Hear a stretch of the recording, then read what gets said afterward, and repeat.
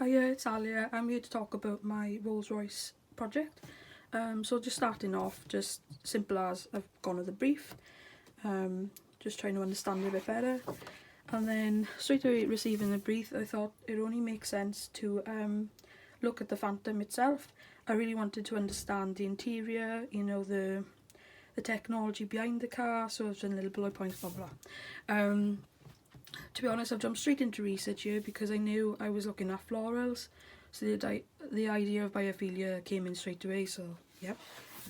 And then did a trusty little Pinterest board to just get down what I was feeling in my mind out. And then moving on, actually the source of inspiration was the Secret Garden movie, and it's to do with the fact of nature is healing people. And I think because of the story, I kind of ended up getting drawn to Tim Walker because his photographs are all about like mystical land and things like that, and they kind of go hand in hand with like the colours, and got drawn in by it. Then looked at another artist then. She does really big exhibitions to do with biophilia. It's very much, if you saw her work, as soon as you enter, you get submerged with nature. I think it's really powerful, vibrant colours. Yeah. Moving on to this thing. To this actual project, I've been working digitally. So the drawings I've been doing have all started digitally. So this is what this is. I just wanted to show.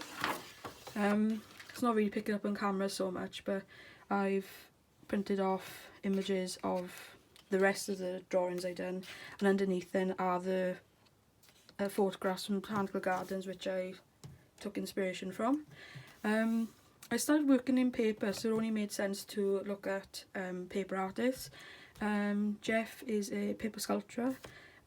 Absolutely love his work. I love the fact that he's taken paper and not made it look like paper. So yeah. And then naturally I looked at another paper artist. Well, actually he makes lights and things, but it does look like paper, and the fact of the use of white. And he uses light and shadow within his work, which I'm really interested by. And this is just a little response next to him. And then I wanted to respond to the light studies, so I ended up going down to the photography room, taking advantage of the things that we've got here. So we ended up playing with some lighting, this and that. They turned out pretty successful. At this kind of point, the work that I was creating, I realised I was working towards the gallery, so I was working in strips to get the feel for the site. And then it only made sense then that once I knew what direction I was going in, I just wanted to have a good feel of Rolls-Royce collaboration. So I had a look, read the individual stories, and what I love about it, it's so clear that narrative and story is important to Rolls-Royce. It's the story behind what the customers love, and this is why it works. So yeah. And then I thought I'd do a bit of brand or market researching, try to look at competitor brands. So I was looking at competitor cars, but in specific looking at the galleries, and these are my yeah. And then through that, then I thought, well, I'll look at Rolls-Royce logo. So I had a bit, I got myself the idea of like the 3 stages of engrave, kind of pop it up or completely cut out, and then kind of took this on. I really loved it, little collage. Then I took an interest in hard materials then. I thought, what would that drawing look like if it was in plywood? So I just played with plywood, this and that, and then bringing it back to paper, I thought it was interesting to see what the plywood would look like in white. It is really lovely, but it's not something that I've taken forward anyway. And then I've had a look at, you know, what does the colour white mean to people, the understanding of it, what we think of it. And there's this artist here that's done an exhibition called The Blank Paper, and he explains the power behind a blank piece of paper. It's what you make of it, and definitely is fit into what I'm doing.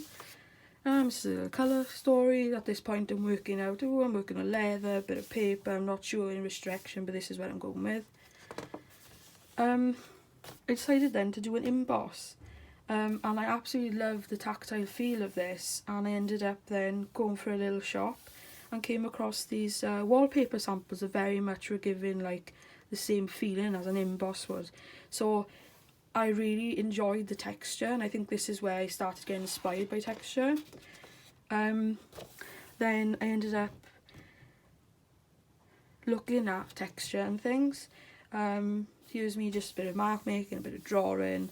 I like the idea of like nature weaving into our lives physically and metaphorically, and I think that I've explored that through the idea of drawing woven and knitted things. And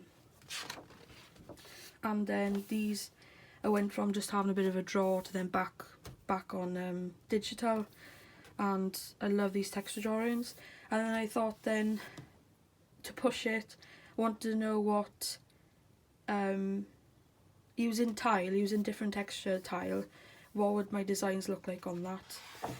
And then at this point then I started realising I need purpose behind the florals that I'm choosing, so I ended up researching some healing flowers. So here's this, and then there's me coming to the conclusion of like the final floral images that I'm taking forward. And then these are little offcuts that I've used. I thought it'd be nice to like see the leather poking through, and then I know something special started happening because I really loved this pattern behind, but obviously this wasn't quite it, but there's something that like popped up. I don't know if you can see on camera, but this is an emboss of the same design from earlier. When it first came to the press I was really happy, but all leathers are different, so I had to practice more and more to get it right, but this was like the first kind of attempt using tan leather. So I wanted to continue on, really just doing a bit of sample testing, trying to get a feel, so doing more embossing. I thought, oh, what would it look like with leather being engraved on? I mean, pretty successful. And then at this point I found the leather for me that was working, so I was testing different things, so it's like engrave with emboss and things like that. I was using this as like what do you call it, like a viewfinder, to like kind of picture what the leather would look like behind the pop-ups and things if I decided to take that forward. And then I decided then, oh, what would it look like if I took my texture onto leather? But it wasn't as successful as I'd like, but the emboss of the design worked wonders. So I loved it, and I definitely took that forward. And then I decided to look at embossed paper. Now I absolutely love this, and at this point in time then, with doing a bit of trial and errors, I started realising that I had the potential 3 final outcomes. So this is just me kind of working out the ideas and stuff behind of what the possibilities of doing the 3 designs. And that's it for my book then. Thank you very much.